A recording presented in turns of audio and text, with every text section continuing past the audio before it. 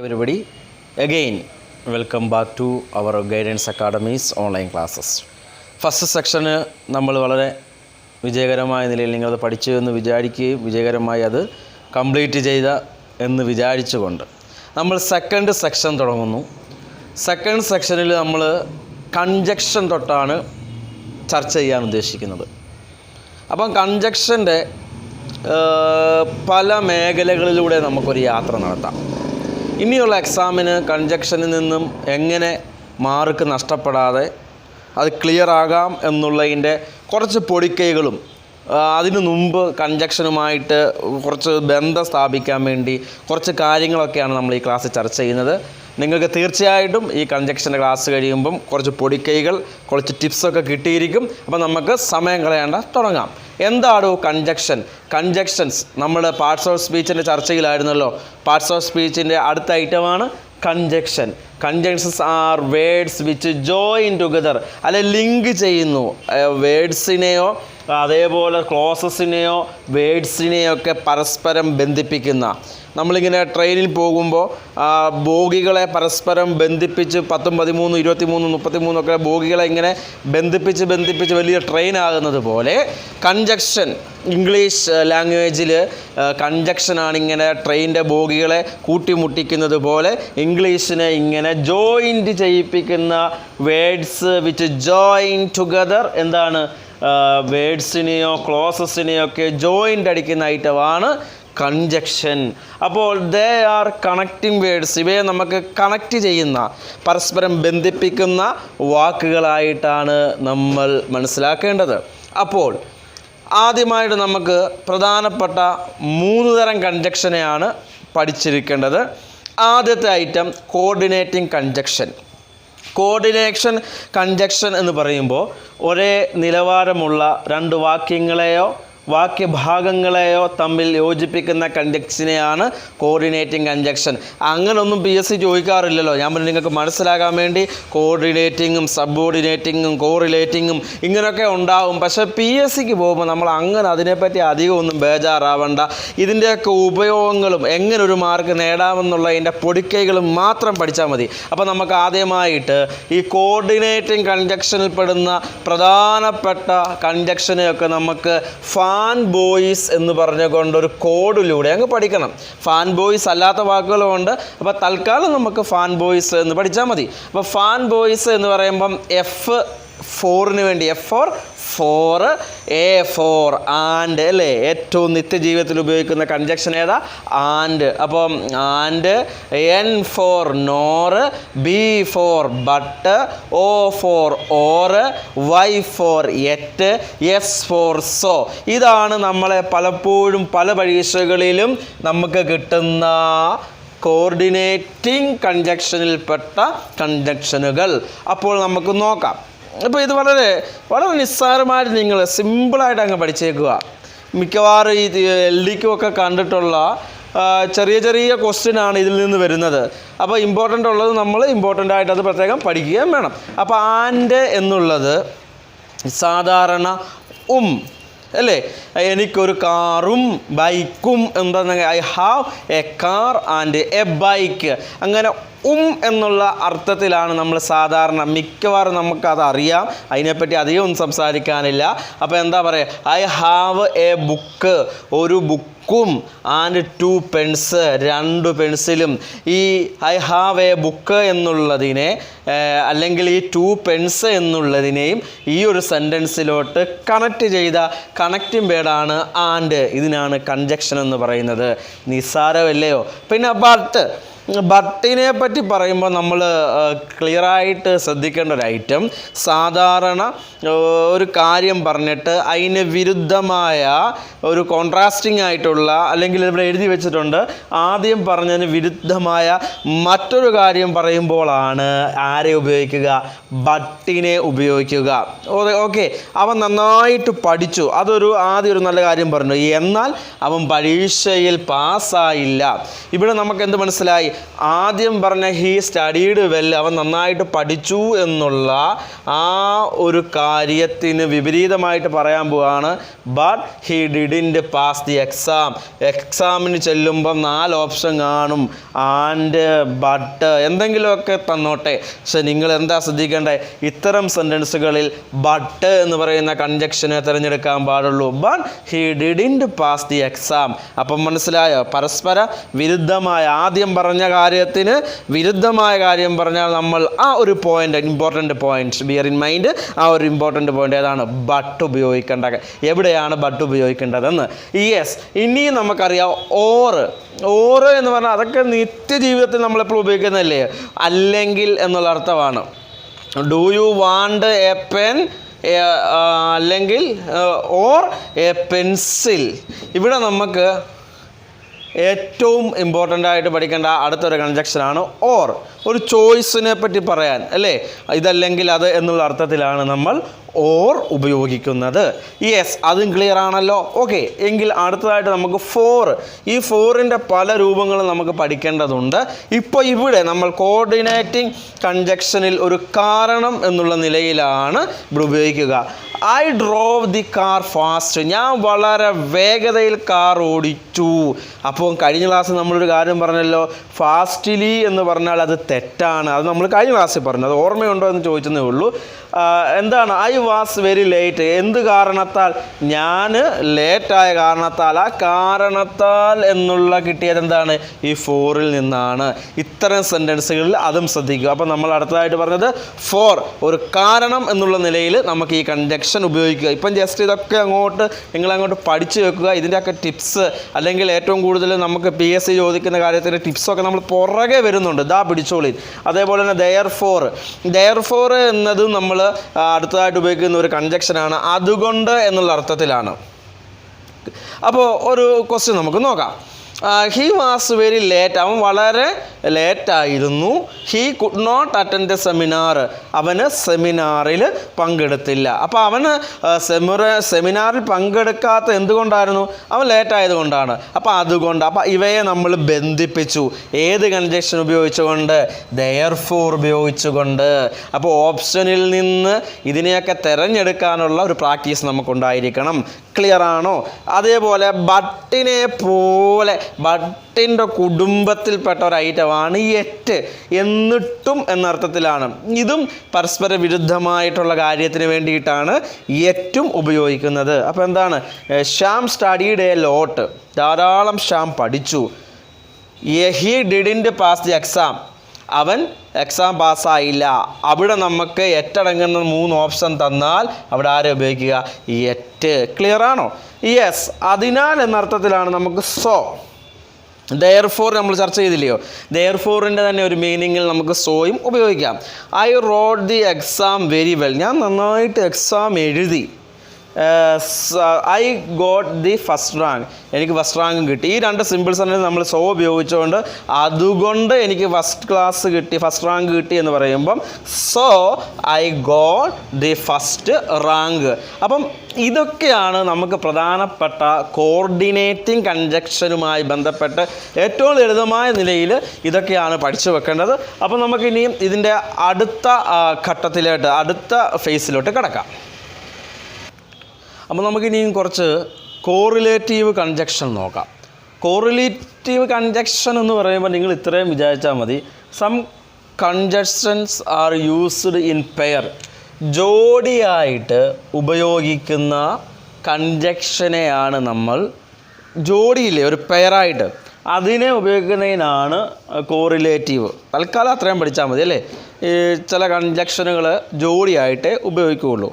നമ്മളൊരു PSC എക്സാമിന് പോട്ടെ, ഏത് മത്സര പരീക്ഷയ്ക്ക് പോകുമ്പോഴും മനസ്സിൽ ഉണ്ടാവേണ്ട ഈ ഒരു ഏരിയയിലെ വാക്കുകളാണ്. ഐദർ വന്നാൽ ഓറേ വരികയുള്ളൂ, ഐദർ വന്നാൽ ഓറ്, നൈദർ വന്നാൽ നോറ്, ഇത് പോസിറ്റീവാണ്. നൈദർ വന്നാൽ നോറ് നെഗറ്റീവാണ്. പിന്നെ ഇതാരും തെറ്റിക്കൂല, നോട്ട് ഓൺലി ബട്ട് ഓൾസോ.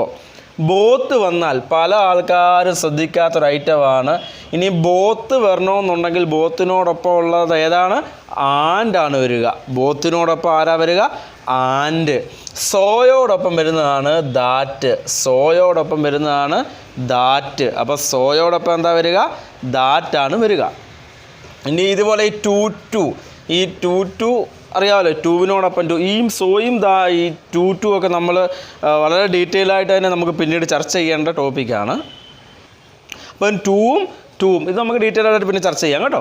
അതേപോലെ തന്നെ നോ സൂണറിനോടൊപ്പം ആരാ വരിക? ദാനാണ് വരിക. അത് ഇമ്പോർട്ടൻ്റ് ആണ്. പിന്നെ നമ്മൾ ഈ നോ സൂണറിനെ പറ്റി ഒപ്പം തന്നെ അടുത്ത ക്ലാസ് നമുക്ക് നോ സൂണറിനെ പറ്റിയൊക്കെ ചർച്ച ചെയ്തു തരാം. അത് പല രീതി അതിൻ്റെ ശ്രദ്ധിക്കാറുണ്ട്. അതുപോലെ ഹാർഡിലി, സ്കേഴ്സിലി, ബെയർലി ഇവയോടൊപ്പം വെന്നാണ്. അത് നമുക്ക് ഡീറ്റെയിൽ ആയിട്ട് ഇപ്പം തന്നെ നോക്കാം കേട്ടോ. അതുപോലെ ലെസ്റ്റ് വന്നാൽ ഷുഡ്, നമ്മൾ ഓക്സിലറി വെർബിലും ചർച്ച ചെയ്തതാണ്. ലെസ്റ്റ് വന്നാൽ ഷുഡ്, വെദർ വന്നാൽ ഓർ ഉണ്ടോ എന്ന് നോക്കണം. അപ്പോൾ ഇതാണ് പ്രധാനപ്പെട്ട കോറിലേറ്റീവിൽ നമ്മൾ ശ്രദ്ധിക്കേണ്ടത്. നമുക്ക് ഒരു ക്വസ്റ്റ്യൻ നോക്കാം. കഴിഞ്ഞ ഇടയ്ക്ക് എക്സാമിന് വന്നതാണ്. Does she or his parents have come? അപ്പോൾ എന്താ പ്രശ്നം? ഐദർ ഉണ്ട്, നൈദർ ഉണ്ട്, നോട്ട് ഓൺലി ഉണ്ട്, നൺ ഓഫ് ദീസ് ഉണ്ട്. അപ്പോൾ ഇങ്ങനെ വരുമ്പോൾ നമ്മൾ ഏതാ എടുക്കേണ്ടത്? നമുക്കറിയാം നൈദർ എന്തായാലും വരില്ല, കാരണം ഓർ നൈദറുമായിട്ട് ചേരൂല. നോട്ട് ഓൺലി ഓർ അല്ല വരേണ്ടത്. പിന്നെ എന്താ പറയണ്ടേ? ഐദറിനോടൊപ്പം എന്തേ വരാൻ പാടുള്ളൂ? ഓറേ വരാൻ പാടുള്ളൂ. ആൻസർ അപ്പോൾ ഏതാ? Either. Okay, either he or his parents have come. ഇപ്പം കോങ്കോഡ് എന്ന് പറയുന്നൊരു ക്ലാസ് നമ്മൾ പിന്നീട് ചെയ്യുന്നുണ്ട്.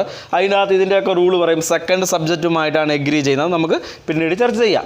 അതേപോലെ തന്നെ നമുക്കിനി പ്രധാനപ്പെട്ട കുറച്ച് കോറിലേറ്റീവ്സിനെ പറ്റി ഒന്ന് പരിചയപ്പെടാം.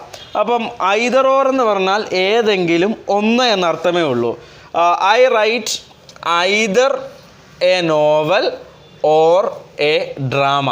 അപ്പോൾ നമുക്ക് മനസ്സിലാക്കേണ്ട ഐറ്റം ഐദറിനോടൊപ്പം ഓർ വരുമെന്നും പോസിറ്റീവ് സെൻറ്റൻസ് ആണെന്നും ഏതെങ്കിലും ഒന്നാണെന്നും മാത്രം തൽക്കാലം പഠിച്ചാൽ മതി. നമുക്ക് പിന്നീട് പ്രീവിയസ് ക്വസ്റ്റ്യനിലൂടെയൊക്കെ ഒന്ന് കടക്കുമ്പം ഇതെങ്ങനെയാണെന്ന് മനസ്സിലാവും.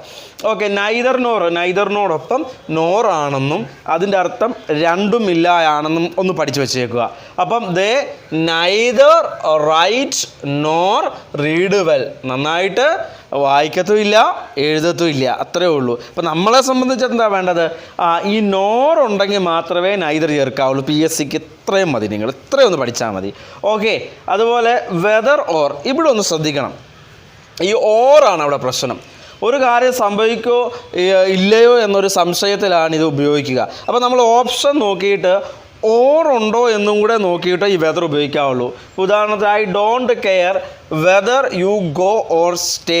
നിങ്ങൾ പോവുമോ ഇല്ലയോ. ഇവിടെ ഈ ഓർ ഉള്ളതുകൊണ്ട് നമുക്ക് നിസ്സംശയം പറയാം ഇവിടെ എന്തേ വരത്തുള്ളൂ?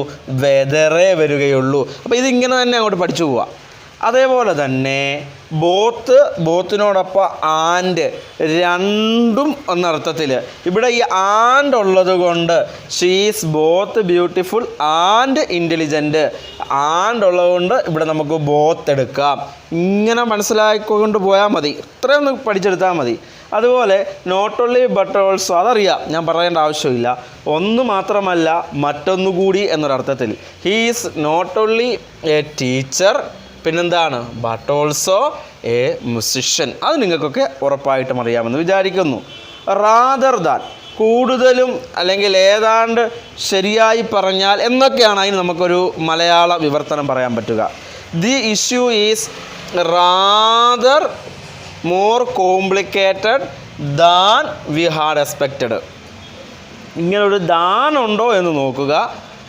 ദാൻ ഉള്ളത് കൊണ്ടാണ് ഇവിടെ നമുക്ക് റാദർ വന്നത്. അതപ്പം these is rather more complicated, ഏതാണ്ട് മോർ കോംപ്ലിക്കേറ്റഡ്, ഏതായാലും ശരിയായി പറഞ്ഞാൽ more complicated than we had expected എന്നൊരർത്ഥം മനസ്സിലായില്ലേ? നമ്മൾ എക്സ്പെക്റ്റ് ചെയ്തതിനെക്കാട്ടിലും കൂടുതൽ കോംപ്ലിക്കേറ്റഡ് ആയെന്നുള്ള അർത്ഥത്തിൽ അത് അതുപോലെ അങ്ങോട്ട് പഠിക്കുക. പക്ഷേ ഒരു PSC എക്സാമിന് പോകുമ്പോൾ നമ്മൾ ഈ റാദർ ദാൻ പഠിക്കുന്ന അതേ സമയത്ത് തന്നെ വളരെ കൃത്യമായിട്ട് പഠിക്കേണ്ട ഒരു ഐറ്റമാണ് വുഡ് റാദർ. ഏതാ ഐറ്റം? Would rather. വളരെ ഇമ്പോർട്ടൻ്റ് ആണ്. രണ്ട് നിയമമുണ്ട്. ഞാൻ ഈ പറയുന്നത് പോലെ എന്നോടൊപ്പം അങ്ങ് പഠിച്ചേക്കുക. ഇത്രയും ഓർത്താൽ മതി. വുഡ് റാദർ പ്ലസ് ഒരു V1 വെർബിൻ്റെ ഒന്നാമത്തെ form plus balance plus than plus വീണ്ടും V1 of the second verb plus balance. നിങ്ങൾക്കിതെന്താണെന്ന് മനസ്സിലായിട്ടില്ല. നിങ്ങളിനി എന്നോടൊപ്പം അങ്ങ് സഞ്ചരിക്കുക. എന്താണെന്ന് ഇപ്പം മനസ്സിലാക്കി തരാം. നമ്മൾ ഒരു പരീക്ഷയ്ക്ക് പോകുന്നു. വുഡ് റാദർ എന്ന് പറഞ്ഞുകൊണ്ട് ഇനിയുള്ള പരീക്ഷയ്ക്ക് നമ്മളെ കുഴപ്പിക്കാൻ വേണ്ടി ഒരു സെൻറ്റൻസ് തന്നിട്ട് വുഡ് റാദർ ഉപയോഗിച്ചുകൊണ്ട് കണക്ട് ചെയ്ത് 4 എക്സാമ്പിൾ തരുന്നു. അപ്പോൾ ഞാൻ ഈ പറയുന്ന പോലെ അങ്ങോട്ട് പഠിക്കുക. ഇപ്പോൾ ഉദാഹരണത്തിന് ഐ ലൈക്ക് വാച്ചിങ് മൂവീസ് ഒരു സെൻറ്റൻസാണ്. More than that I like playing tennis വേറൊരു സെൻറ്റൻസാണ്. നമ്മളോട് ചോദിക്കുന്നു ഇതിനെ നിങ്ങൾ വുഡ് റാദർ ഉപയോഗിച്ച് കണക്ട് ചെയ്യാൻ പറഞ്ഞ് 4 ഓപ്ഷനും PSC തരുവാണെന്ന് വിചാരിക്കുക. ഒരു പക്ഷേ ഇനിയുള്ള പരീക്ഷയ്ക്ക് അങ്ങനെ വന്നാൽ നിങ്ങൾ എന്ത് ചെയ്യണം?